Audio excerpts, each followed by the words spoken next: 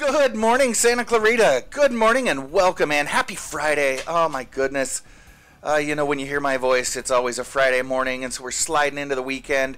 You are listening to KHTS, your hometown station, 98.1 FM and 1220 AM. I am Matt Watson, and this is SCVI, and I lead schools Eye on the Valley. You know our show, Eye on the Valley. It is brought to you by SCVI and I Lead Schools. We are a network of charter schools with campuses in Castaic, Agua Dulce, Lancaster. We've got a fully accredited online school. As a matter of fact, I was at a virtual open house for our online school last night. It's always so exciting, and they're just growing like wildfire. We've also got a great home study program, iLead Exploration. We've got a setting for every need, for every child out there. So to check out our classroom-based charters or our virtual or hybrid charters, we've got everything. Just check us out at ileadschools.org for more information. That's ileadschools.org. So we've got our eye on education here in Santa Clarita and across the nation. But like the show says, we keep our eye on the valley as well, bringing you everything that you need to know about what's happening, what's going down right here in the valley. So, we try to do so with some chuckles and some giggles and some informative content. So stick around. It's going to be a great couple hours. We've got a great show for you today on Eye on the Valley. There's some exciting news coming out of SCVI Charter School. That's our founding school. That's iLead's founding school. That's been around for over 15 years now, and they're still innovating in the education space. I've got Matt Zuchowicz and Allison Bravo calling in to talk about some of the amazing things that SCVI is offering their students. So we'll get to that in just a minute. And then in hour number 2 today, we've got Jeff Barber. You remember Jeff. He's quickly becoming one of our BFFs here on Eye on the Valley. He's going to be stopping by. Jeff manages the Main right across the street here from the station, and we'll be talking to Jeff about some of the things that the Main is putting together and the great entertainment opportunities that you have for all of us here in beautiful downtown Newhall. We will also end the show the way we do with Big T. He comes in, he's got trivia questions for us, and it can get a little touch and go from time to time with Big T, but it's always fun. It's always an adventure. So we'll be looking forward to that at the end of hour number 2. We've got the continuation of some Karen drama. Everybody hates Karen drama. We had some Karen drama last week on the show, and we've got an update for you just in case you didn't listen last week. Which, well, why in the world wouldn't you be listening? But in case you happen to miss it, we had a little bit of a drama where I said something that maybe I shouldn't have on the radio. We talked about the blowback that I was getting, and the phone calls have continued. So I'll update you on that. And so it's going to be lots of fun. It'll be interesting. We're going to have a great time. So let's go ahead and get started. As I mentioned, my first guests this morning are Matt Zuchowicz and Allison Bravo. Matt is the Director of Learning Support in the area of college and career readiness with iLead California. And Allison Bravo is the Director of School Initiatives with iLead California. And together, they've combined their efforts and are doing some great things with our founding school, SCVI. SCVI serves grades TK through 12. That's all the way from 4 years old through seniors in high school. And it is a free public charter school right off of Newhall Ranch Road here in Valencia. So, Allison, Matt, welcome to Eye on the Valley. Thank you, Matt. It's so good to have you. Super excited to be here. Well, yeah, great. Super excited to be here. It's good to have you both. Allison, I want to talk to you in just a second. But Matt, you're new to the iLead team this year. So why don't you share with us a little bit about how you came to iLead and what your role is as a director of learning support in the area of college and career readiness? Absolutely, Matt. Thank you. I really appreciate this opportunity. And as you mentioned, I came into the role as the Director of Learning Support, College and Career, and I also have a different hat that I wear in that I'm also a pathway coordinator for the Ventura Community College District. Oh, cool. And that, in terms of my role is to develop and promote college and career readiness throughout the iLead system as well as with the Ventura community.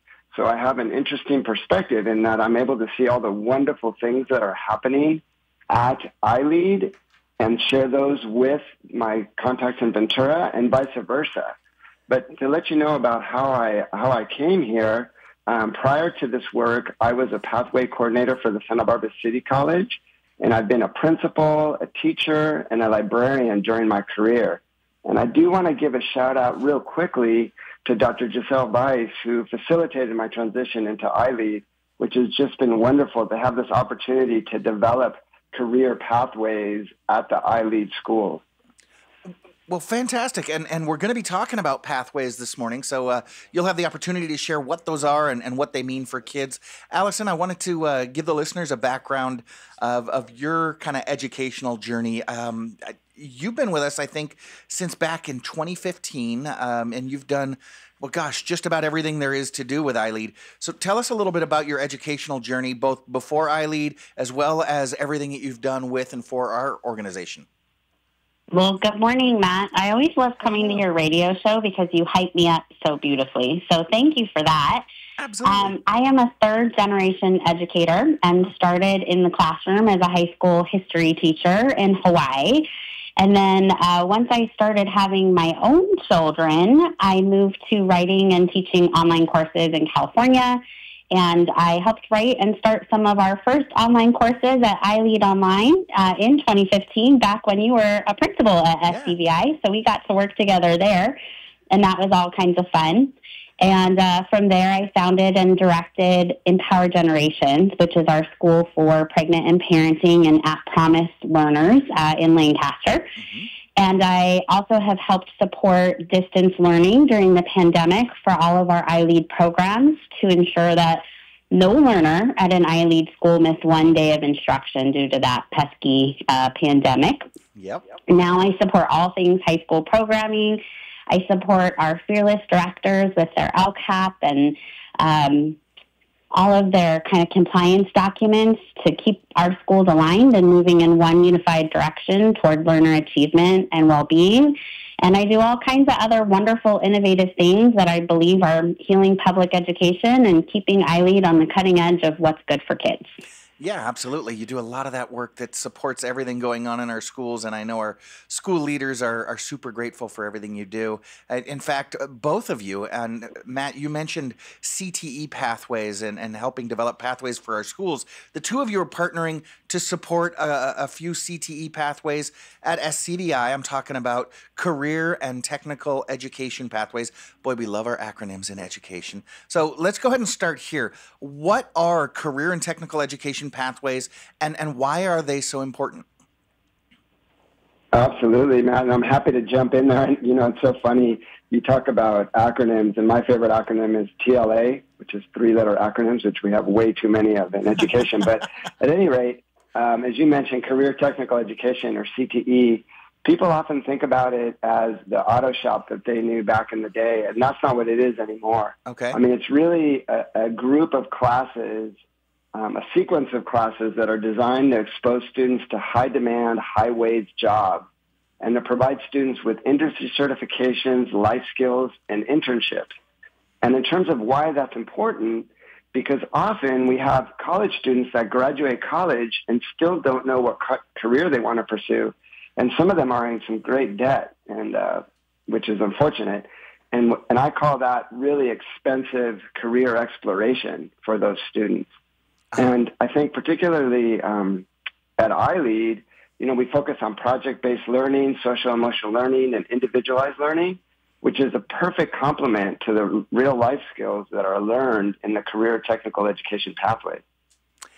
So, Matt, you bring up an interesting point. I was talking to a friend of mine this morning and you know, said, hey, going to be talking about CTE pathways on the show this morning. He says, oh, great, hammers and saws in the schools. That's what we need. So this isn't just, you know, the shop classes that you and I grew up with. So a lot of folks do think these CTE pathways are for those kids who aren't college bound, but you're saying, no, that's a misconception? Oh, absolutely. In fact, what I like to say is this is not your mama's auto shop class, right? Okay. Because you know, career technical education has lots of different pathways, and really some of the pathways are what the idea of having hammers and saws, but it's much more than that, because it's really opening up opportunities for students, because some of the careers that are chosen require an associate's degree, some require a bachelor's degree, some require a master's degree, sometimes even a doctorate. Mm-hmm. But some jobs or in industry require specific skills and a certification that attests to these skills. And career technical education prepares students for college and career, and also gives them a focus to think about what industry do they want to pursue and what life do they want to lead, so that they are aware of what level of education they need to attain that life. Fantastic. So they are CTE pathways can involve those, like I referred to as shop classes, the hammer and saw kind of thing, but it's more about preparing students for that future economy. Can you tell us how these pathways are doing just that? Absolutely. I'm sorry, go ahead, Allison. I'm sorry, Matt. I didn't mean to talk over you. I just want to jump in and add here. Like Matt said, our model is project-based learning, social-emotional learning, and individualized learning. So when we talk about CTE at iLead, what I think is unique is that this is not the industrial model of preparing our youth to be good factory workers or filling these industry jobs that are popping up and we're not quite sure are going to be in the next couple of years. We work really hard at iLead and SCVI particularly to align our learner strengths, passions, and goals to these high-wage careers that are coming up. So it's a win-win, right? Like I said, we want healthy, happy, well-rounded adults that love what they do and are able to make a good living doing it. So these high school programs, these CTE programs are bridging all of those things so that each one of our students or learners is graduating prepared for all of those possible post-graduation steps, from direct entry to workforce, community college, vocational school, apprenticeship, four-year college, and beyond. Oh, fantastic. So it's just kind of doing what school's supposed to do, setting kids up for success post-graduation. That is awesome. Now, I understand that the state totally understands that this is so important, and they're providing a strong workforce grants as an investment in our future. We'll talk about that in just a little bit, because I understand you've got some exciting news. But let's cut to the chase. So we've talked a little bit around what CTE pathways are. But Matt, what are some of the pathways that we're talking about specifically at SCVI? What are you offering for our kids? No, I really appreciate that, and I'm so glad that you interrupted me, Allison, because you were so eloquent. But I do have to say that there are 4 pathways currently, and the idea behind, again, I want to underscore the fact that pathways are a sequence of courses that are specifically designed to move students through at a pace where at the end of their coursework, they have an opportunity to really understand the industry and the skills that are needed to succeed in that particular industry. So at SCVI, we have 4 pathways currently. There's a theater production stage management pathway. There's a professional theater pathway. There's a fine arts pathway and a digital arts pathway as well. So we have 4 currently, and I know we're going to be talking about the 5th one that we're going to be launching that we're so excited about. Yeah, I'm excited about it too. Allison, the current 4 that SCVI offers are, well, they're all in the arts, right? Theater, fine arts, digital arts. So is there a reason SCVI decided to go with these 4 this year? Absolutely. Great question, Matt. So anytime we're looking at adding a new program, whether it be a CTE pathway or something new for our learners and community, we always take into consideration 2 major things. One, what is the industry labor market needing to set learners up for high-wage, high-demand professions, right? We don't want to be preparing kids for things that aren't going to sustain a lifestyle that they want. And then the second thing is, what are kids asking for? What is our community asking for? What are kids passionate about? What are they good at? What do they want to hone and develop?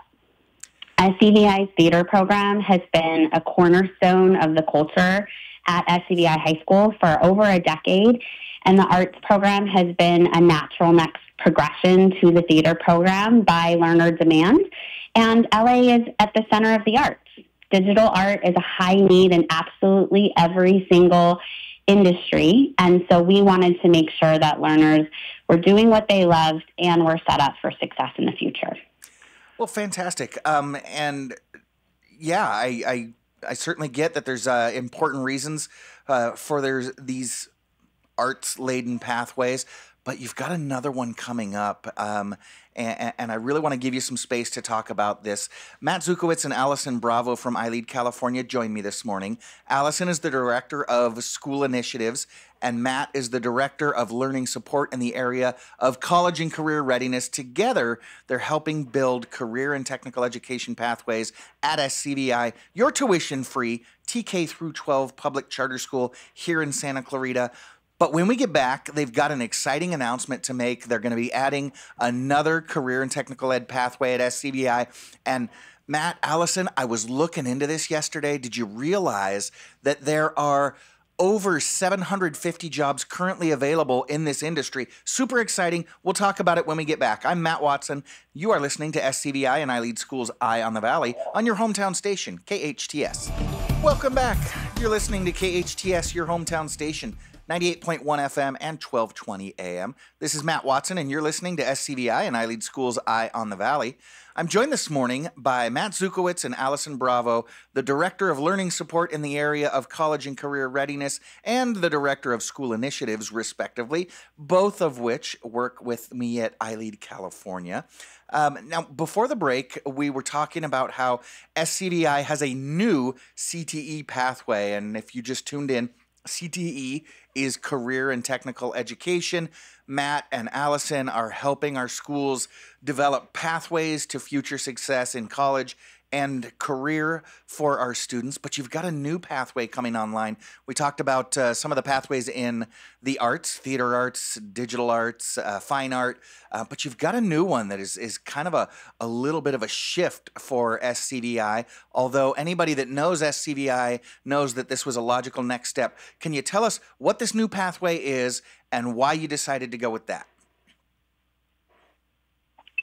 Yeah, so SCVI is really giddy to announce its new high school aerospace pathway. SCVI has been well known for a long time for its aviation and aerospace projects in TK through 8. Our TK through 8th graders do things like aerodynamics. They do a flight glider project where they get to go up and fly a glider.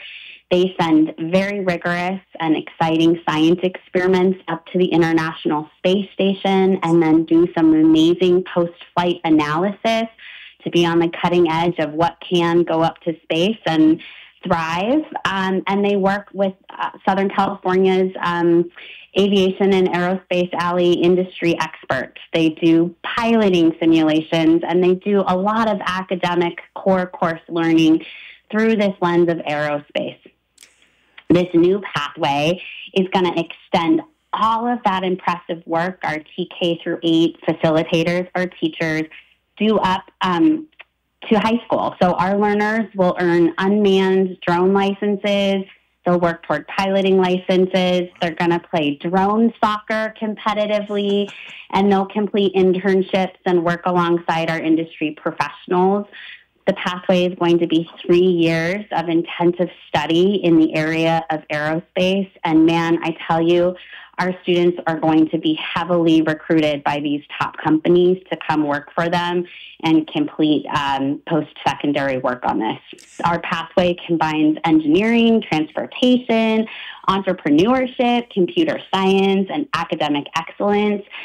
It's unlike any other pathway out there in its interdisciplinary nature and its proximity to Edwards Air Force Base and all of our amazing industry experts that have leaned in and helped us develop this pathway.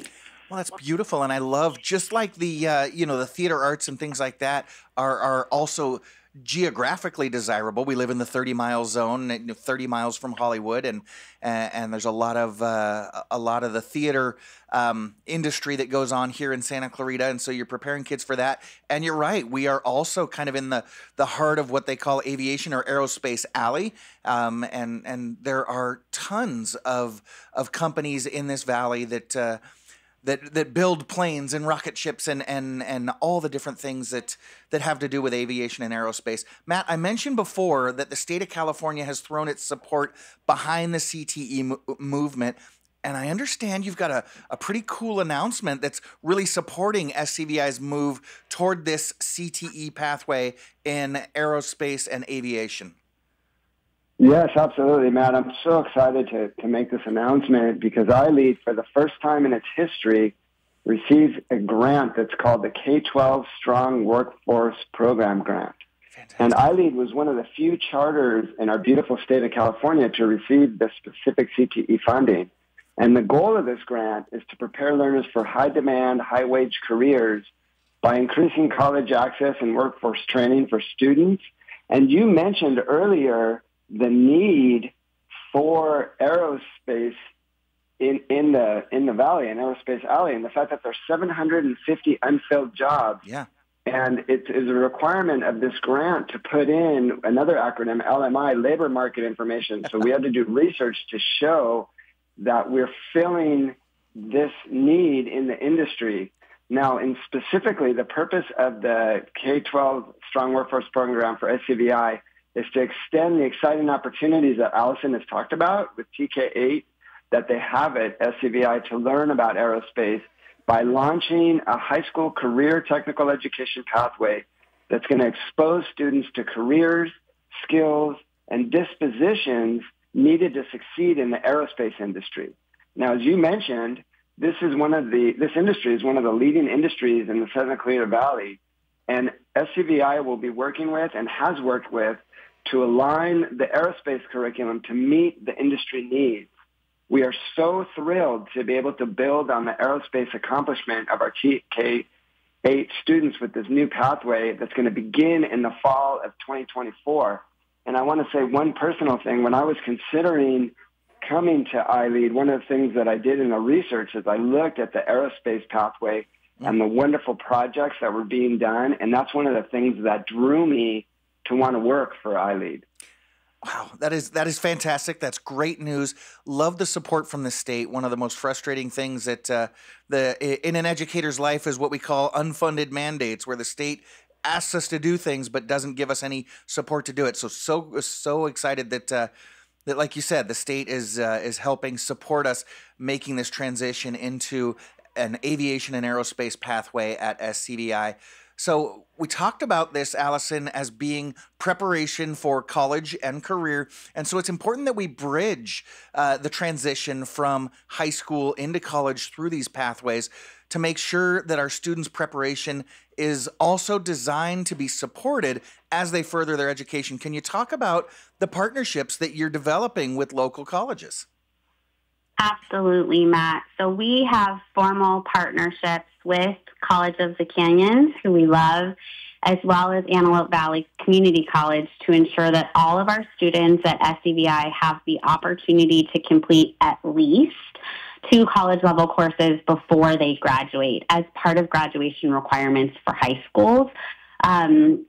We want to make sure that our students, in addition to working with our top-notch industry experts for internships, that we're also making sure that they feel confident in being able to navigate a community college and a college-level course at the same time as working toward graduation for high school.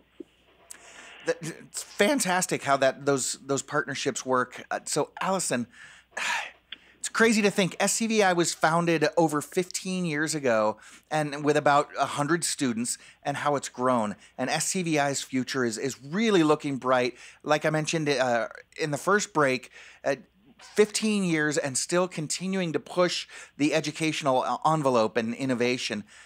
So what else is going on at SCVI for families to look forward to, say, for example, if they're not necessarily interested in one of these pathways?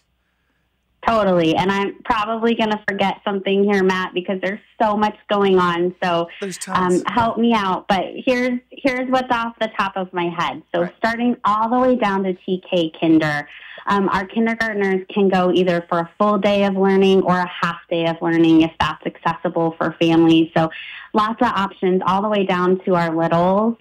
Our kindergarten through fifth graders have the opportunity to learn in both English and Spanish throughout the day in our dual immersion program. And that's taught by visiting teachers from Spanish-speaking countries. So that's really exciting.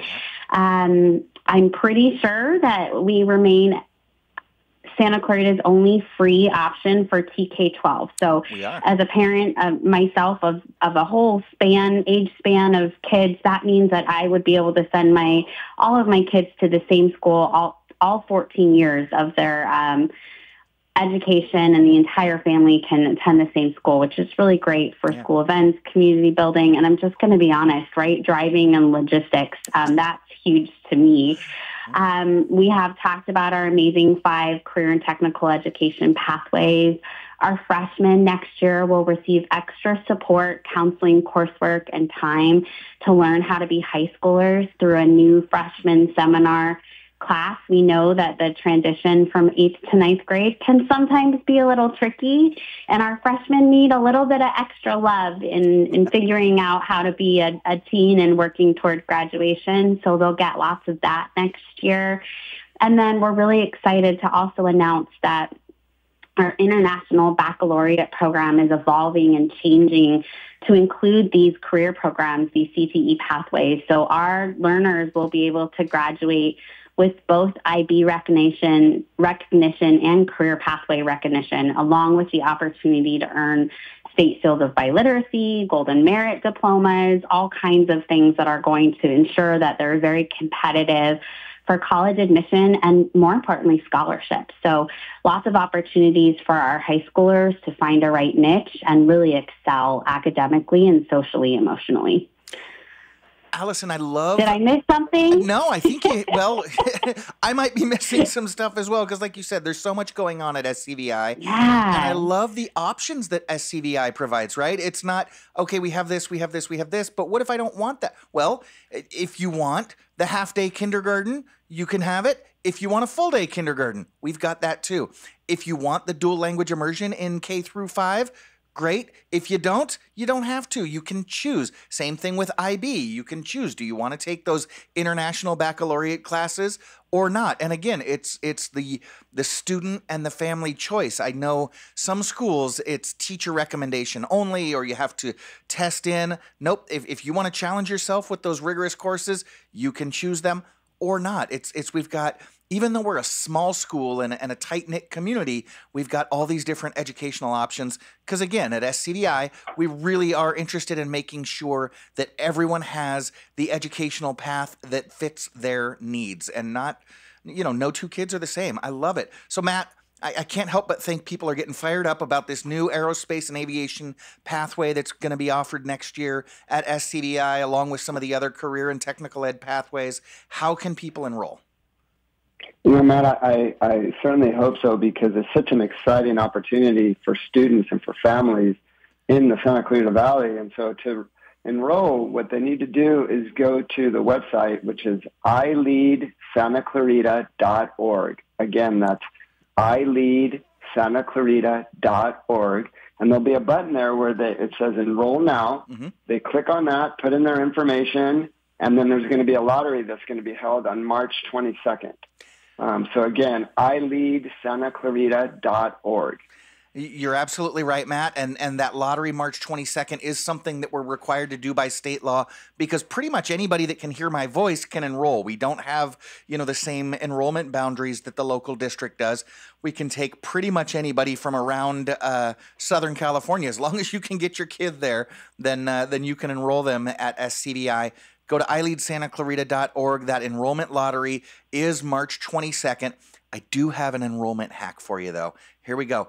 It's not too late to join SCVI for second semester. They're just starting second semester now. So, and I understand that in some grades, they've actually got space now. So if you enroll your kid now, you don't have to worry about the lottery. They'll be automatically guaranteed a spot for next year because they're already enrolled. So you can check them out again, like Matt said, at ileadsantaclarita.org.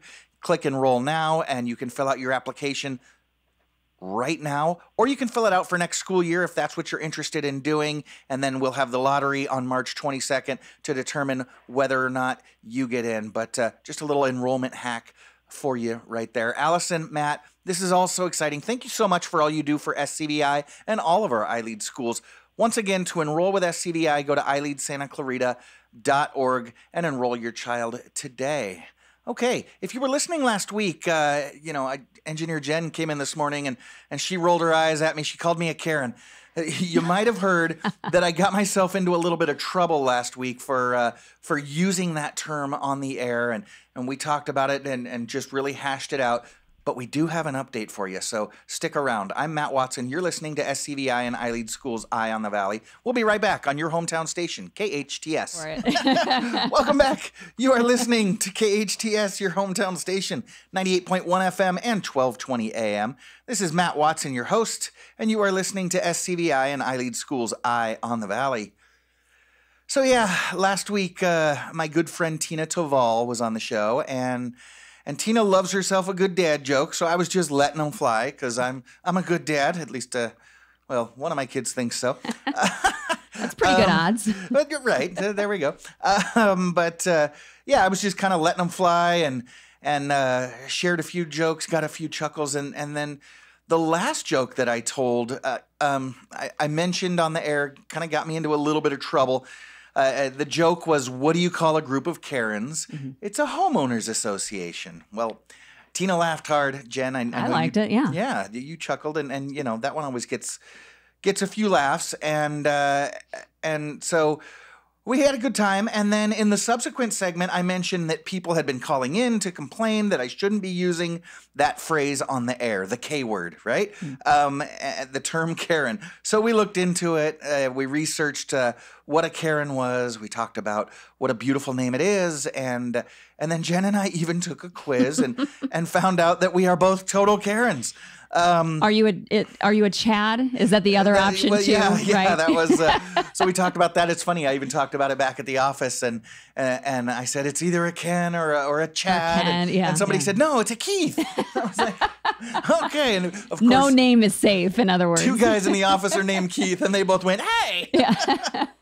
So I thought that was fun, but I go with Chad.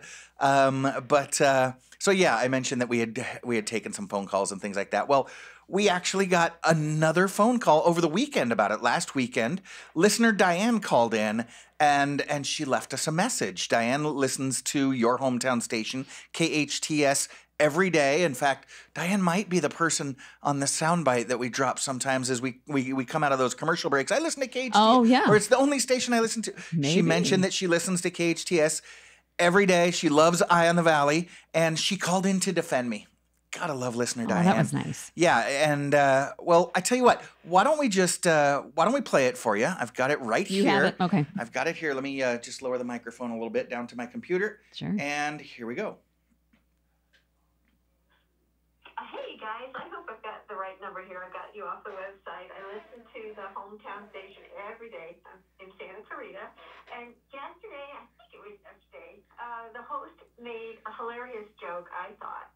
It was, what do you call a group of Karens? And he said a homeowners association. I thought it was absolutely hilarious. I wasn't able to call in at the time because I couldn't find your number. And I didn't have time to look it up. But I wanted to call in support of the host. And again, I apologize if I've got the wrong number. But if I do have the right number, just wanted to support the host. Look, on Twitter and Facebook and whatever and whatnot, and YouTube, you see continual posts about Karens, and everyone is upset with the Karen, ridiculing her and her behavior. So he wasn't, if that's all right, and nobody objects to that, in fact, they criticize the Karen, why should anybody go after him for making a harmless and absolutely hilarious joke? And anyone who's dealt with a homeowners association understands. So I just wanted to call in support, and I'll leave you my number here, 62. So I'm just going to mute it for a couple seconds. The message continues, but we don't want to put Diane's phone number out on the air. And again, apologies if it's the wrong number or wrong station, but if it is the correct, then I would like if you pass that along to him that most of us just found it hilarious and harmless completely. It's freedom of speech. We shouldn't be a society cowering and afraid to say anything. It's just sad. All right. Thanks again for your wonderful station. Really enjoy it and enjoy all of your hosts. Thanks a lot. Have a great day. Bye. Well, that's refreshing. Yeah. It's nice to, hear somebody give a compliment. Usually people, and hey, I'll admit it, you're always quick to complain if something goes sideways. You can't stand that, so you have to complain. So I like that she went out of her way. I thought that was really sweet of her. Yeah, very sweet, and we appreciate listener Diane. As a matter of fact, I decided to call her back, and she was absolutely delightful. Aww. I had an amazing conversation with her. Actually, didn't want to hang up. She was so much fun. We shared our mutual frustrations with homeowners associations, and we both agreed that Santa Clarita is a community, and this is actually Diane's words. She says, hey, look, we're a community where everyone is free to speak their mind, and hey, we call a spade, we call a Karen a Karen. But I also, well, I let her in on something that I think I might want to let the rest of you in on. The only phone call that we received in regards to my joke was actually Diane's. See, we had a guest cancel on us last week, and it was kind of last minute, and so I was just looking for ways to fill the time, and I figured, hey, this will be fun, and I was hoping to entertain the audience, so I kind of... Okay, I got to confess, I made up the Karen controversy. Nobody called to complain because Santa Clarita truly is awesome town. Y'all are great. Nobody called to complain because like I lead schools, Santa Clarita is free to think, inspired to lead. And while I mentioned last week that I'm certainly not in the business of offending anyone, I love that our community is strong enough not to take offense either. We're all just having fun and living our lives. What I did think was funny, though, is that Diane wasn't the only one who believed me when I said people were calling, people were complaining. At the end of the show, we do trivia. Big T calls in, and engineer Andrew likes to come in and play with us. And when he came in at the end of last week's show, well, he rolled his eyes at me and just couldn't believe that anybody would call in and complain about that. It's not that far-fetched. That's why. I think we're used to somebody always ready to complain. So, well, he wasn't the only one that believed me, was he, Jen? No, that's true. That's true. I bought into it hook, line, and sinker, at least initially. And you're sitting right across the desk from me. I know. And we went to commercial, and you said, "Are you serious? People really called?" I said, "No, my phone's right here. I haven't touched it." You're a marvelous actor. Well, thank you. And like I said, we did have fun, and Diane and everybody else. I'm glad you enjoyed the joke, and we enjoyed goofing off and playing around. We enjoyed taking the test. Jen, did you talk about it with your kids when you got home? Did you tell them that it's confirmed that you are a total Karen? Well, there's times where, especially my 14-year-old son, gosh, I can't even express myself one way or the other around him. Everything is, gosh, Mom, you're so embarrassing. Like, bruh, stop. Oh, stop. You're so cringe. So I've been kind of trained already by the 14-year-old to, mind my P's and Q's. And, okay. So yeah, there was something that he was already fully aware of, that Mom was totally embarrassing and not cool at all. Okay. Well, it's funny. My girlfriend was actually listening to the show last week, and thanks for that. But when we cut off the air, she actually informed me that I am not a Karen. But she did agree that I'm a total Chad. I'm a total Chad. It kind of lifted me up and then shot me back down. So you know what I did? I called her manager. Oh, God. Ask for a refund. Yeah. I demand my money back. Absolutely. I demanded that I actually didn't demand that she get fired, because that's a job I'm hoping she's willing to keep for a long time. But yeah, we were goofing off and having a good time, sharing the dad jokes. And one more time, listener Diane, we appreciate you calling in, appreciate your support. What a great plug for the station too, right? She listens, loves all the hosts, and KHTS does put together a great program lineup that folks are enjoying. Certainly listener Diane is enjoying. So yeah. And, I shared that joke around the office and, Well, I think, and we talked about this a little bit last week too. I think it's okay to be, to go against the grain a little bit, to have a different opinion. People have different opinions, and that's life, and that's okay. I think we've kind of, gotten into this situation where, gosh, if you don't agree with what what I'm putting out there, then people can't function, and it's just it's so weird. So it's okay to be devil's advocate a little bit, I think. Sure, and to an extent, it does lock people up, right? The idea that if I say something, if I speak my mind, I'm going to be canceled. Yeah. You do have to be sensitive. You don't want to just open your mouth and let whatever fall out. Right. Something, gosh, that I've been accused of from time to time, and by from time to time, I mean at least on a weekly basis.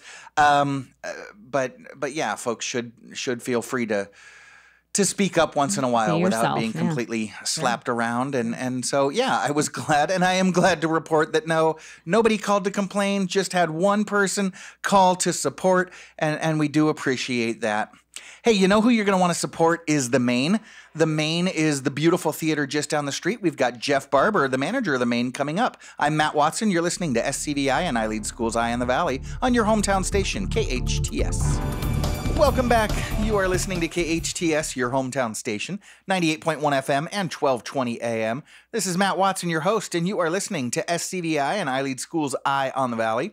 We are coming to you live from beautiful downtown Newhall, the perfect date place for a Friday or Saturday night, or even a midday matinee date. How about that? That'd be a great Sunday midday date before you ease into next week. So what is there to do, you ask? Well, first of all, there's everybody's favorite breakfast and lunch stop, Egg Plantation, where they have the best Bloody Marys in town. Shameless plug. And there are literally dozens of great places right here on Main Street to bring your Main squeeze and then take them over to the Main for a show. As a matter of fact, the manager of the Main is joining me now. Jeff Barber is the arts supervisor for the city of Santa Clarita and the manager of the Main, which is the theater space that the city operates on Main Street, just up the block from KHTS here. Jeff Barber is a SoCal native, born and raised in Simi Valley. He's a fourth-generation drummer. I mean, how cool is that? Everybody loves the drummer. And he's also got the coolest nickname in the world. We may get a chance to talk about that. And I understand he's also got something to give away for a fleet-footed or a fleet-fingered listener out there. More on that in just a little bit. Jeff, welcome back to Eye on the Valley. Thanks, Matt. So glad to have you, Jeff. So for our listeners who may have missed your previous visits to the show, can you tell us a little bit about your role at the city? You got a couple of jobs here. So what is it that you do for the city of Santa Clarita? I started with the Arts and Events office almost 16 years ago. Wow. And started with that office doing public art programs and then participating in some of the events that we were doing as well. It's kind of all hands on deck kind of mentality. Yeah. So I did some events and was doing the public art programs. So we started a bunch of art exhibit spaces in different city venues, was the liaison between public artists and our arts commission. And so I started out doing that. Continued doing events and various types like the Earth Arbor Day Festival and all of that. I started that for the city. And then about, I guess it would have been 5 years ago, my boss asked me if I would like to manage the Main. And that was, someone was going on maternity leave and then we were just shifting things. And so I said, yeah, I'd love to do that. I was the kid when I was 9 years old with my sister. We'd create shows in the garage in the summertime, set up chairs in the garage and do a whole show, charge a quarter and all that. And now at the end of my career, I'm managing an 81-seat theater. So it's kind of crazy how life kind of comes back. And so I was the kid putting on shows and now I'm the old guy putting on shows. Okay, you're not such an old guy, but... took me aback to see that you're talking about the end of your career. But yeah, interesting how life comes full circle. Yeah. So talk to us about the Main, because it's interesting. our city is really proactive and likes to take a hands-on approach. You know, we took over the ice skating rink, the cube over there on the other side of town, and like to make sure that that our kids and adults have lots of places to play. So tell us a little bit about the history of the Maine, how the city got involved, and what it is that what the Maine is and does for our community. Sure. So I believe it might have been around 8 years ago, 7 years ago, the Rep East Playhouse that was putting on plays there for a long time was, I guess, becoming insolvent or needed to, those folks were, their lives were changing and they really couldn't do that theater anymore. When the city got word of that, city leadership was really interested in keeping an arts venue in the arts district and decided to rent the space and continue programming the space. And now we work with, this year we have 21 plays by 18 different production companies. And a few years ago, there was like 5 production companies, and now because there's the space, you know, you build it, people will come. Yeah. If there's a theater space that needs to be filled with plays, production, creative people, there's a few that created their own nonprofits so they could put on plays. Dig Deep Theater is one of those. They're doing a Glass Menagerie this year. Yeah, we took on the space, started programming, doing some stuff like 10 by 10, that variety show that we were doing, and locals only, and a bunch of self-produced events, and then also the productions. And so, like I said, we have 21 this year. We had around 17 last year, so we're just expanding, and it's really trying to.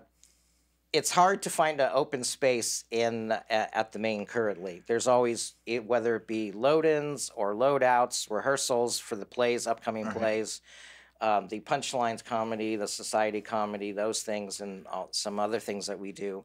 There's really like not a lot of days open. I was astounded when I looked at how many actual days we have available. It was like 26 days this year where there's nothing going on at the Maine. Wow. Gosh, so it keeps you very, very busy. Yes. I think it's beautiful that the city is so interested in making sure that we all have these different outlets. But what I find fascinating, you know, you mentioned that the private operators of the Maine were struggling to keep it open. Same thing happened with the Cube that I mentioned, the ice skating rink. The owners were struggling to keep it open.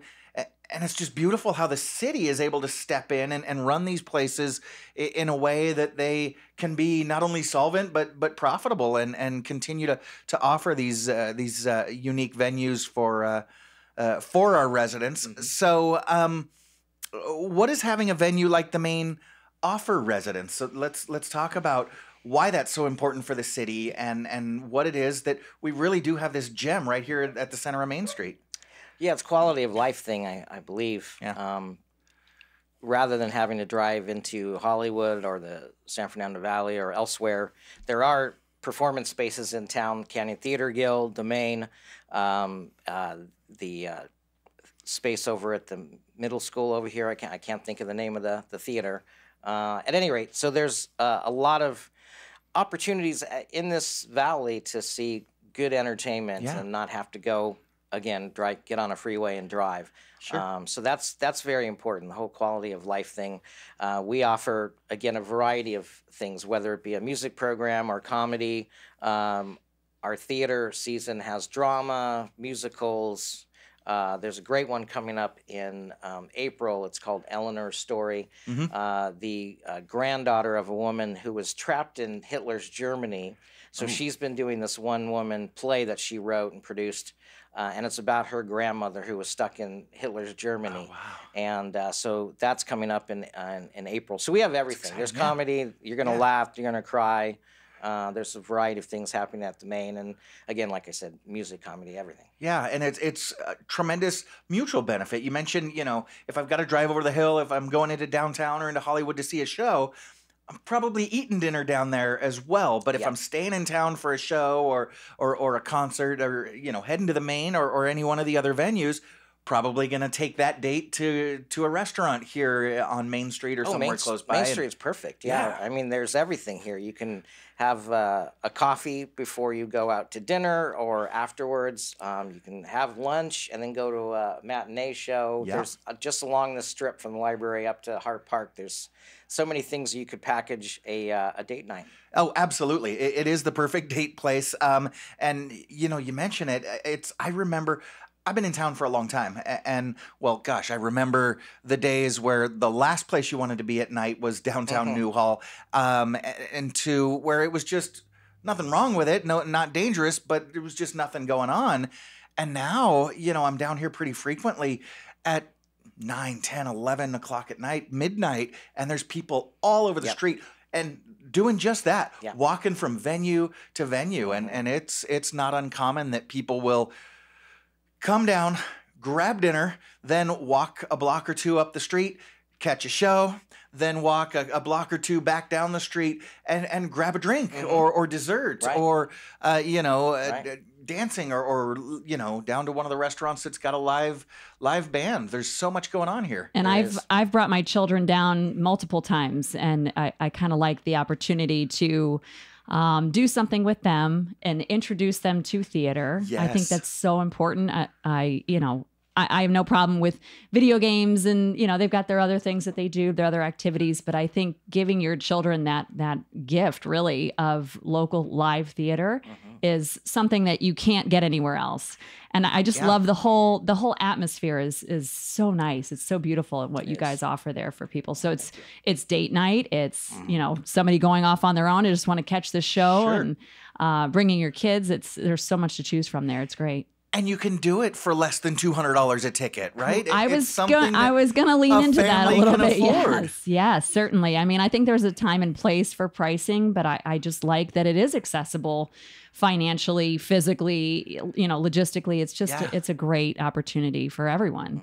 Yeah, and you know, if you've got a bigger crowd, you know, back at Christmas time, I did just that. There were 10 of us. Yeah, we went to dinner, we went to a show, and didn't break the bank. It was fantastic. So let's talk about it. We talked about how you and the city operate the Main.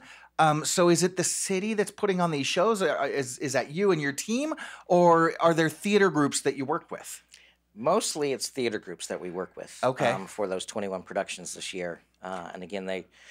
Just kind of a few years ago, there was maybe 5 or 6 production groups, and now we have about 17, 18 groups that have come out of the woodwork. And a lot of them, most of them are from the Santa Clarita Valley. There are a few that are regional, and we don't discriminate if they're, you know, interested and we have space. We try to accommodate. We don't really have any 3-week productions this year. Last year we did, but we had so many submissions for the 2024 season, we decided to have just 1 weekend and 2 weekend shows, and so that's where we're at now. But yeah, it's blossoming really. I think the acting community in Santa Clarita is pretty active and really kind of building a community too as we expand and there's more productions and more people getting involved in productions that didn't even know the Main existed or any of these companies, whether it be Olive Branch or Hope Theater. So there's a lot of activity going on. It's great. Yeah. So you talk about, I'm not as versed in the theater community. I don't act. In fact, the only acting I do, my brother says, is acting the fool. So you mentioned these theater groups. Who are these? Are these like just freelance groups of people that associate together? Are they? Tell us about these groups. Kind of have the gamut, really. There's some one person production companies where the person does everything. I can mention like Eric Clark is one of the guys from Front Row Center, and Shawnee Badger with Dig Deep. Those are like one-person shows, basically. They're doing everything. Their play might have a bunch of people in it, but they're like doing the marketing and getting the insurance and all that. Then you have the bigger companies like Olive Branch Theatricals, Hope Theater Arts, Eclipse Theater LA. Those folks have been around for a while, and they have multiple people doing all sorts of things. So it's not a one-person, one woman or one-man show. Mm-hmm. And then everything between. There's some folks that just there's two people working together. But there's a lot of, it's kind of a lot of just one person doing everything and getting it done. Wow. And then there's, I can imagine, no lack for actors. I know there's a lot of kids and adults that really enjoy acting, and to have access to then these groups that are organizing all the events. Yeah, and again, I think it is growing, and there's more visibility, so more people are finding out about the opportunities, which is great. Fantastic. Dig Deep did a call last year for their play. I'm trying to think the play was called Proof. Mm-hmm. And Shawnee did a call, and there must have been 100 people at the main. Oh, wow. To just do a reading and say hi, to the to her and her producer. That was pretty crazy. And most of those people did not recognize any of them, so they were all from L.A., et cetera. Oh, wow. Coming for the opportunity. It was a paid gig in that case because she got a grant from the city. All right. Through the cultural arts grant program that we have. So I think that motivated, it's a paid gig. So, because a lot of these folks do it for free. It's a passion. And so they're doing it for free. So Jeff, how do you pick and choose? I would be kind of frozen if I were in your position. Like, where do you start? There's so many talented people. There's so many talented writers out there. So how do you, and again, you were talking about your calendar being nearly full. How do you get to that point? How do you pick and choose? That must be difficult. Yeah, with the proposal process, we kind of ask folks to give us their 3 top months that they would want to do something, or are you interested in a 1-week weekend or a 2-weekend? We made them aware before the process, the proposal process, that we were only doing 1 and 2 weekend for 2024, and then we just take a look at kind of the months and try to get as close as we can, and then accommodate. Okay, there's a 2-week and a 1 week, and that they wanted April, but we're gonna have to give them May. Or their third choice, unfortunately. We try to balance things as well, so that you might have your third choice in 2023, but we're going to give you your first choice in 2024. Maybe 2025, you'll get your second choice. Or, kind of have some equity there. Yeah, and you're trying to offer plays and musicals and one man, one woman show, so that's got to be a challenge to give the people what they want and need as well. And then also spread it out so it's not all drama. Yeah, exactly. You need something to break it up a little. Yeah, it's like a roller coaster with the season too. So we try to balance that as well. You mentioned the proposal process before you came on. You and I were talking about how you're already booking for 2025. We just started 2024, and you're already booking. In fact, that booking window closes here pretty soon, right? Yeah, May 31st is the deadline for proposals. I literally sent the graphics request to change and update the proposal form for from 2024 to 2025 and tweak a few things on that. So very soon we'll be sending out an email to folks, and it seems nuts that it's only February and we're talking about 2025, but we have to do that with all the components of getting a season together, the brochure and the design of that, and then printing and then working with 17, 18 groups and getting their graphics and whittling down their paragraph to a few sentences so it can fit in the brochure and all that kind of stuff. So we're already thinking about 2025. So if you're a producer, get your show together and get it on over to Jeff Barber at the Main. Jeff Barber is the arts supervisor for the city of Santa Clarita and the manager of the Main Theater here in Old Town Newhall. Jeff, there's a lot coming up at the Main. You mentioned you've got a jam-packed season. I tell you what, let's take a quick break and we'll talk all about it when we get back. Stick around. I'm Matt Watson, and you are listening to SCVI and iLead School's Eye on the Valley on your hometown station, KHTS. Welcome back. You're listening to KHTS, your hometown station, 98.1 FM and 1220 AM. This is SCVI and iLead School's Eye on the Valley. I am your host, Matt Watson. We're talking to Jeff Barber this morning. He is the arts supervisor for the city of Santa Clarita and the manager of the Main Theater here in Old Town Newhall. Before the break, Jeff, you were sharing about how busy the schedule is this season, but I want to talk for a second about some of the mainstays at the Main. Some of those recurring events. You've got 10 by 10, you've got locals only, and things like that are kind of continuing events, but different folks filling those events. Talk to us, first of all, what is 10 by 10? This has always fascinated me. I have a surprise for you. What was 10 by 10? We discontinued it as no. Last December. Okay. Yeah, so after 7 years, we decided to make a move and do a couple events that might get a little bit more revenue. Actually, Okay. revenue, because 10 by 10 was a free event. Right. Very successful. We just decided to change that up and do something else. And so we've replaced it with a dance and music night called Movement. Okay.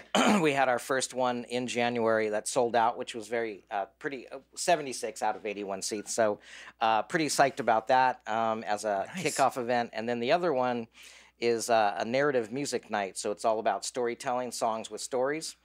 This guy named Robert Morgan Fisher heads that up. And so we are, they're trading off, kind of like what Society Improv and Punchlines at the Main do. Okay. They take every other Saturday of the month, and, or the first Saturday of the month, and so they'll do 6 a year each. Same with the Movement and the new narrative program. Yeah. So yeah, 10 by 10 was a ball, 7 years, but we decided to, our expenses at the Main have gone up a bit, and so we kind of thought, we need to maybe make a little bit more revenue. I mentioned how well the city runs these different events that others weren't able to do, and it's decisions like that. I get it. You mentioned Punchlines. Love that you've got a constant rotation of hot young comics coming through.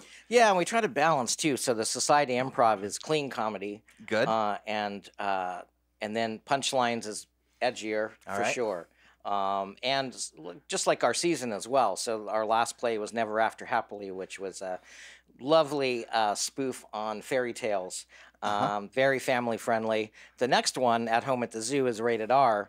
And then following that, we have Done to Death, which is also a fairly intense play, but family friendly. So we kind of, again, there's a lot going on with regard to adult programming, for everybody programming. There's children's programming as well. So we try to, along with the Enchanted series, which is one of the ones we don't do all the time, but those are magic nights, mentalism. We're doing a vaudeville-themed one in May.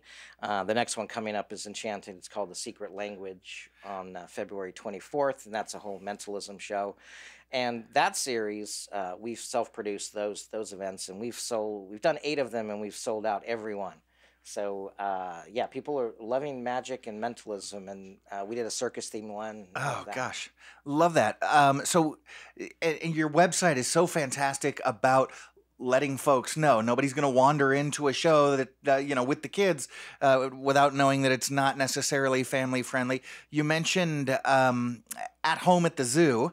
Is rated R and says so, clearly noted here on the website. Mm-hmm. Children under 17 require accompanying parent or adult guardian. And you talk about what makes it rated R. Yep. Talk about this show, though. This looks really unique and interesting. What is At Home at the Zoo about? It's about loneliness and dehumanization and miscommunication. A lot of drama in this show. It's an intense play. And it is put on by Outpost Media, which is head up by Jeff Frame, who also is the person that curates the Punchlines at the Main. Oh, okay. Very Renaissance man. I just found out from him just because they're doing rehearsals for At Home at the Zoo, which opens tonight at the Main. He was showing me some robots and sculptures that he and his son are making out of antique lamps and toasters, and I mean, I was thinking, this guy does everything.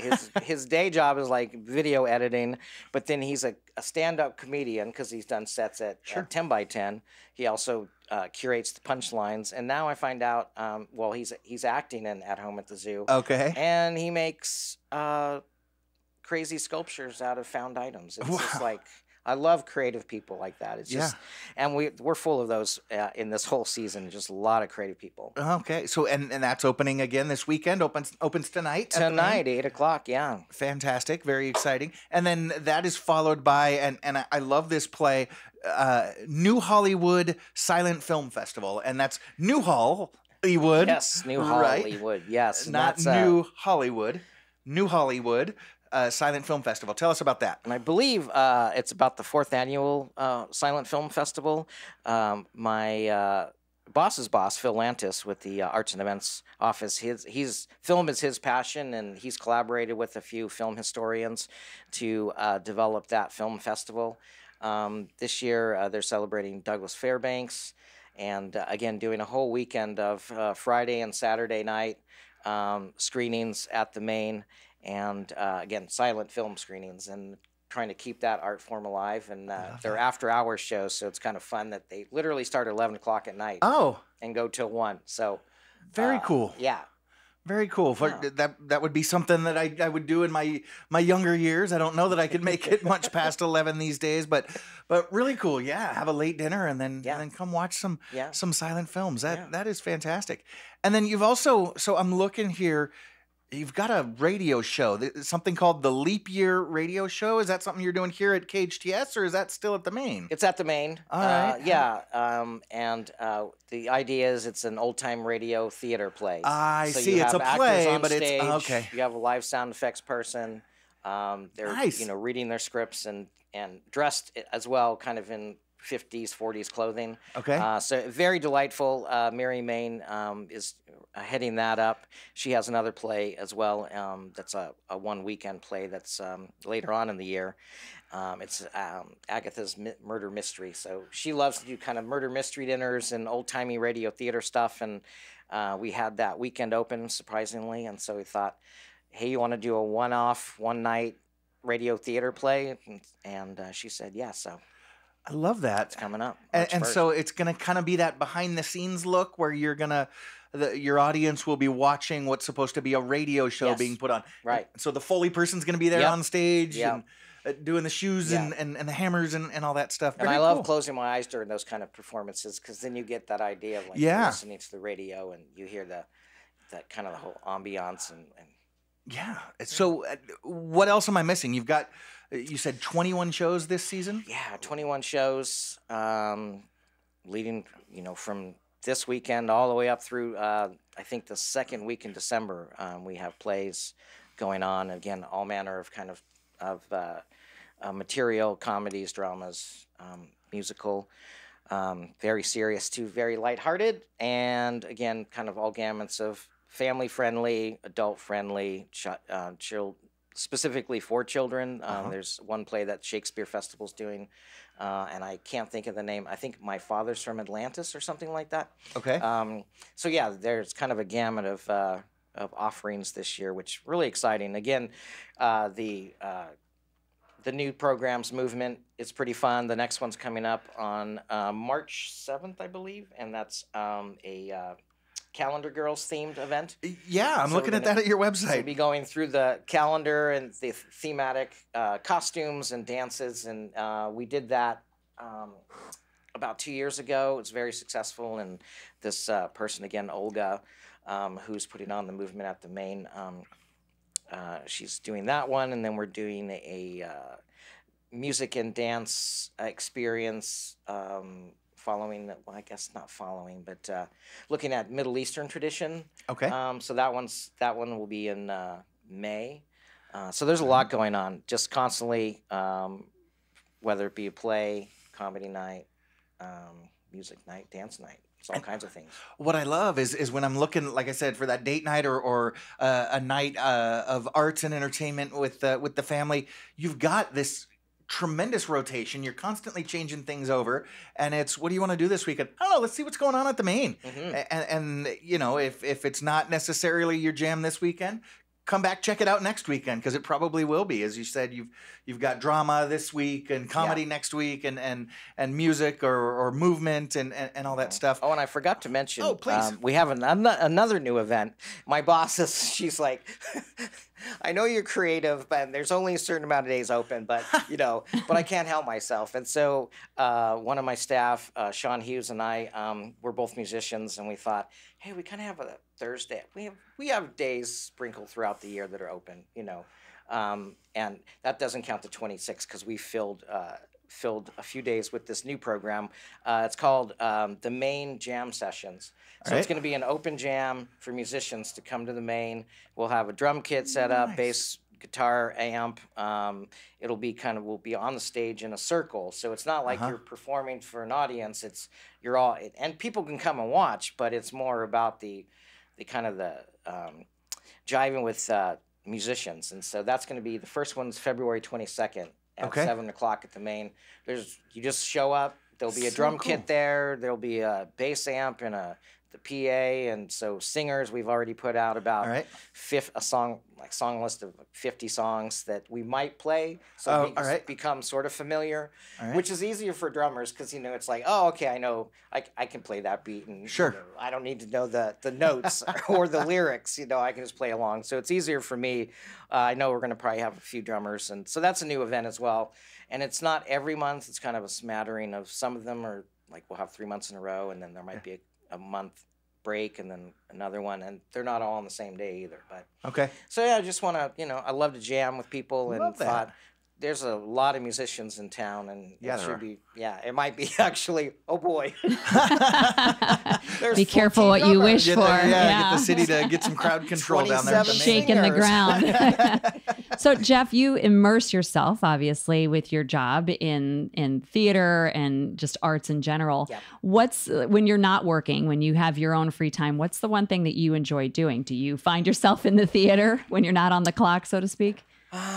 Yes, I'm a pretty creative person, so I have my own visual art practice. I'm in a band, constantly thinking about just creative ideas for even my relationship. Years ago, I found out my mantra is I'm on this earth to be creative and share it with others. So I do that with everything, my job, my relationships, the band. It's again being creative and then sharing it with others. It all just kind of feeds itself constantly, I would think. Yeah. So I'm super lucky. I don't, there's times when I feel like it's a bit daunting how busy I am and stuff, but I'm facilitating creativity, and so it's nurturing and all that. So yeah, most of the time it's not a job. I'm totally lucky. I love that. You found your why. So you've got all these incredible events, and there's constant turnover and something new seems like every week. How do folks get tickets, find out what your schedule is, and enjoy the stuff? At themain.org, and that's the best spot. We don't take reservations over the phone. I'm just so busy, and our staff are there primarily for rehearsals in the evening and performances and stuff. So we don't really man the phones, if you will. Sure. We just have our Eventbrite ticket platform. Yeah. And so atthemain.org is the good place to see what's going on. There's an events tab and a plays tab, and that has pretty much everything. We also have an exhibit space in the main. Yep. We were doing one exhibit every month, a different exhibit. Now it's every other month. So the exhibits are up for 2 months, and then we typically have a reception on the Senses Night, which is coming up next month. We'll have another Senses. Yeah. So where Main Street shuts down, and there's all different kinds of things going on here, and I love that y'all open your doors and let folks in and enjoy what's going on at the Main. Love the website, by the way, and it's not the little symbol. It is the 2-letter word at themain.org. Yes, thank you, man. Yeah, it can be confusing because I say, check it out at themain.org, and they say, okay, themain.org. No, it's at themain.org. And is that the same place folks would go if they're interested in producing a show or want to put together an exhibit? Yes, there's a form there for rentals. If you want to, again, there's like 26 days available. So if you can do your event on a Wednesday night, great. Or whatever. But so that's the best spot. There is, and then very soon there'll be the 2025 proposal form. So if you're a theater person, you're interested in producing something, that form will be up there very soon. Fantastic. Again, it's at themain.org. So I have to tell you, one of the things that I appreciated most, we went from 1 day a week to 5 days a week during the pandemic, because families were really needing some support with their education. But one of the things I really was fascinated by is watching different groups either, gosh, the word got overused, it almost became cliche, but they either pivoted or they didn't, right? Because there were so many different industries, restaurants. they were shut down. Mm-hmm. And so folks had to figure out, how can I feed my family? Not folks that eat at restaurants, the restaurateurs, needed to shift. Some didn't. They just bit the bullet and shut down. The entertainment industry was one of the industries that was hit the hardest. And I remember hearing, from Broadway to, downtown LA, all over the place, well, live theater shut down. That's it. Actors are going to starve to death. Y'all didn't starve to death at the Main. Y'all not only pivoted to keep entertainment going for our community, y'all grew your audiences. How did you do that? Well, about 2 weeks into the being at home, I was thinking, I'm just a creative person, and I was like, we got to do something. And then I talked to my boss, and I was like, hey, can we do like some online programming? And I thought 10 by 10, we could have people film themselves doing a set in their living room, and then we put it on, we splice it together with 10 acts, and then and put that out there. And so we did that, and crazy me decided we're going to do a 10 by 10 once a week. And then after like maybe 2 months, I was thinking, this is too nuts. We need a little bit more time for our folks to get us videos and all that. And so then we went back to once a month, doing 10 by 10 online. We did an international 10 by 10 because I was like, well, I can have, I had a rockabilly band from Russia perform. There was a Nice. comedian from Iceland. It was crazy. A magician from Spain. It was really crazy, just like reaching out to, I know a lot of people, with doing events for 30 years plus, in my career. And so just, you reach out to somebody, hey, you know anyone that's a magician or in another country, and so, that kind of thing. So that was really fun. We also did we had You're the Best, which was a talent show that we did. Yeah. And I think we did 2 of those before pandemic started. And then we went online with those as well and had people submit their act, and then we put it up and then had people vote, through like one of those platforms where you can vote and stuff. We did that, and then one of my staff, who's very involved in theater, said, hey, we could do online theater plays. And she actually did one herself, even before we had the idea. And then she came to me, and I had seen the online production she did. I think it was H.G. Wells' War of the Worlds. And it was like, wow, this is really fun. Yeah. It's kind of technically weird, too, how they all had to do it. But sure. So then we did was it Stage on Screen, SOS Theater Fest. And so we did a bunch of different plays online. It was great. And we decided to do some international plays too. And so we had a play from Scotland, and there was, I can't even remember the other countries, but it was really fun. I love that. So you not only brought entertainers from around the world, but your audience grew around the world as well. And the Main was all of a sudden getting audiences from countries all over the world. And it was just fascinating. And I really appreciated how y'all were able to do that. Really creative. I think it helped me. It definitely helped me get through that, being creative and kind of concentrating on developing shows rather than what was going on and gosh, am I going to survive this kind of thing? And then also with the staff too, giving them something to focus on. And so I think it worked out well for us, and I think it worked out well for the community too, because we were providing, it was very entertaining. I watched everything, and I was entertained, and so I think that was important too. It was kind of different entertainment than just watching a video or something. It was curated, and you saw like people in their living rooms and taping stuff, and it was nice. Yeah. Jeff Barber, the manager of the Main Theater here in Newhall. The website is atthemain.org. You and your team are so talented, so creative. Thank you. We've got something that is the exact opposite of that. We got a no-talent hack about to call in who's got no creativity at all. He's kind of a one-trick pony. You know, my mom makes me put my dumb brother on the show every week, but he does have some trivia, and he does well at that. Can you stick around and play with us? Yes, even though I do horribly every time, but I'm going to go for it. No, Jen and I love poor competition. So let's do this.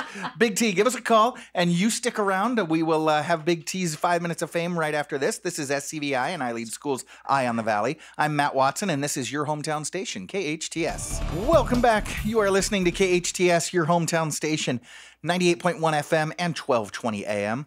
This is SCVI, and I lead School's Eye on the Valley. I am your host, Matt Watson, but this next break is not about me. It is all about Big T. It is Big T's 5 Minutes of Fame. Y'all know Big T. He is an executive and philanthropist. He's an amazing father, husband, and community leader. He's a world traveler, and he's also the reason shampoo bottles come with instructions. Big T, how you doing? Wash, rinse, repeat. There you go. There you go. I don't appreciate that introduction. One-trick pony? That's not fair. I'm bigger than a pony. All righty. He's a one-trick horsey. There we go. Thank you, Jen. All right. So, Jeff, you've played with us before. You've got your buzzer. Big T's going to throw out some questions. Don't shout out the answer. Shout out your name, and then he'll cue you to answer. If you're playing along at home, you can get the drop on us because you can just shout out the answer. So, Big T, what have you got for us? I've got a little bit of Super Bowl trivia. This is all about Papa today. A little bit of Super Bowl trivia, and then we've got smarter than a senior citizen trivia. All right. Oh, boy. Okay. I love it. So let's get right into it. The winner of the Super Bowl, what's the name of the trophy they win? Jen. Jen. The Vince Lombardi trophy? Am I confusing sports? No. Is that right? No, I think that's what it is. Okay, I'm going to say it with confidence. The Vince Lombardi trophy. It's the Lombardi trophy. Very good. Okay, good. Yeah. What famous jeweler makes the Lombardi trophy? Frogger. Is that Cartier? Incorrect. Don't overthink it now. Famous jeweler, most famous. Jen. Would it be Tiffany's? Tiffany's correct. 2 for 2 for Jen. Look at that. What two cities have hosted the most Super Bowl games? Frogger? Frogger. They got to be warm weather cities. I'm going Miami and Los Angeles. Miami is one. We'll give you a point for that. 1 point for anybody that can get the other one. It's not Los Angeles. Jeff. San Diego. Incorrect. Party town. Jen. Vegas. Incorrect. Is it Dallas? It is New Orleans. Oh, Nolans. Oh, okay. All right. Nolans. Who was the first left-handed quarterback to get a Super Bowl ring? Frogger. I have no idea. Joe Montana. Incorrect. Papa's going to make you wear that one. Anybody else? Jeff. Would it be Greasy? Incorrect. Jen, you got anything? Oh, geez. No. Raider. Kim Stabler. The snake. The snake. What insurance company has a fictional spokesperson named Flo? Jen. Oh. Jen. Oh gosh, it begins with a B. Frogger. P. Frogger. No. Frogger. Why do I want to say Providence? Frogger. I lost. Incorrect. Frogger. I lost it. Go ahead. It's Progressive. Progressive. It's amazing how much that sounds like a ribbit. What movie was the first one to ever win the Oscar for Best Animated Film? Frogger. Frogger. Toy Story. Incorrect. Nuts. Jeff? I don't know. I'm going to take a guess. The Lion King? Incorrect. It was actually Shrek. Shrek. Wow. On to some senior citizen trivia. Smarter than a senior citizen. Who is the host of Wheel of Fortune? Jen. Frogger. Jen. Pat Sajak. Pat Sajak is correct. Who's the current host of Jeopardy? Frogger. Frogger. It's Ken Jennings. Ken Jennings is correct. Yeah, Miami's Who's got the boot. Who's the host of Family Feud? Frogger. Frogger. Your man, Steve Harvey. My man, Steve Harvey. Who is the host of Price is Right? Jen. Jen. Drew Carey. Drew Carey's correct. Who was the original host of Deal or No Deal? Frogger. Frogger. Oh, Deal or No Deal. Was it Howie Mandel? Howie Mandel's correct. All right. Who's the current host of Let's Make a Deal? Jen. Jen. Wayne Brady. Wayne Brady is correct. Who's the current host of $25,000 Pyramid? Frogger. Frogger. That's Michael Strahan. Michael Strahan is correct. So some of these are just for us. Right. Who's the host of Diners, Drive-Ins, and Dives? Jen. Jen. Guy Fieri. That is correct. Who's the current host of The Tonight Show? Frogger. Frogger. Jimmy Fallon. Jimmy Fallon's correct. Woo, this is no fair. I don't watch television, so I don't know any of this We need stuff. some theater. Big T, we need theater questions. I know, right? Not these empty TV questions. Come on. All right. Who's been the creator and producer of Saturday Night Live since 1975? Jen, but I'm going to Jen? give it to Jeff I don't- here. I don't think He's I working know. on it. Oh, all right. Then go for it, Jen. Lauren Michaels. Lauren Michaels. Yes, that's correct. Big T, we got time for 2 more questions, and it is tied right now, 7-7. We're having some technical difficulties with Jeff's mic. Perfect. How many zeros are in the number 1 million? Frogger. Frogger. All of them. Kidding. 6. 6 is correct. How many sides does a quadrangle have? Jeff. Jeff. 17. Frogger. Incorrect. Frogger. I'm going to go with 4. Quad might have tipped you off there a little. A little bit. Yeah. How many sides does a hexagon have? Frogger. Frogger. That'd be 6. 6 is correct. And with that, I think I did pull away with it. I did pull away with it. Jeff, again, I'm thanks never for playing. coming back for trivia. All right. In that case, I've got a poker game at my place. I've got a poker game at my place this weekend. We'd love to have you drop by. Big T, thank you for dropping by. We'd also like to thank our guests, Allison Bravo and Matt Zuchowicz from iLead, California, doing great things for high schoolers at SCVI. Jeff Barber from the Maine, producer Sarah, engineer Jen, engineer Andrew, Big T. Hey, and listener Diane, thank you. And thank you for listening. Remember, life is hard, but we're all here to help each other along. Be well and do good. Join us again next week and every Friday, 8 to 10 a.m. I am Matt Watson, and this is SCVI and iLead Schools Eye on the Valley on your hometown station, KHTS.